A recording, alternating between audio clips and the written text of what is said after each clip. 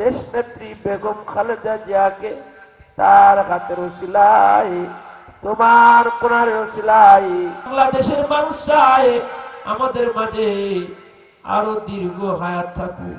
শহীদ সাবেক রাষ্ট্রপতি প্রেসিডেন্ট জিয়াউর রহমানের সহধর্মিণী দেশনেত্রী বেগম খালেদা জিয়া অসুস্থ, তার সুস্থতা কামনায় আজকের আমাদের এই 88-4 নির্বাচনী এলাকার গণমানুষের নেতা জননেতা জনাব ইঞ্জিনিয়ার টি এইচ আইয়ুব ভাই, তিনি তার দোয়া মাহফিলের আয়োজন করেছিলেন। হৃদয়ে যার স্থান, আসলে ভালোবাসা, সেই নেত্রী আজকে গুরুতর অসুস্থ।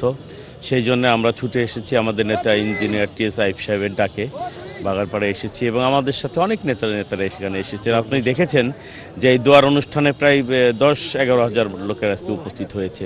আমাদের প্রাণপ্রিয় মা জননী বলা যায়, আমাদের সেই মা জননীর জন্য দোয়া করতে আসছি, যার জন্য শুধু বাংলাদেশ নয় সারা বিশ্বের আনাচে কানাচে যেখানে বাংলাদেশের মানুষ আছে তারা দোয়া করতেছে, কান্না করতেছে। আমরা দোয়া করতেছি। এই দোয়া করার বিষয়টা আমরা যার যার জায়গা থেকেই আমরা করছি, বাট সম্মিলিতভাবে আমার সমস্ত নেতাকর্মীরা আমরা এক জায়গায় হয়ে ওনার জন্য আল্লাহর দরবারে আমরা বলেছি, কেঁদেছি, এবং উনি যাতে আবার আমাদের এই গণতান্ত্রিক প্রক্রিয়ায় ফিরে আসেন, এই পথে উনি আমাদের সাথে সাহস যোগাইতে পারেন, আমাদের পাশে থাকতে পারেন, তার জন্য আমরা আজকে দোয়া করেছি।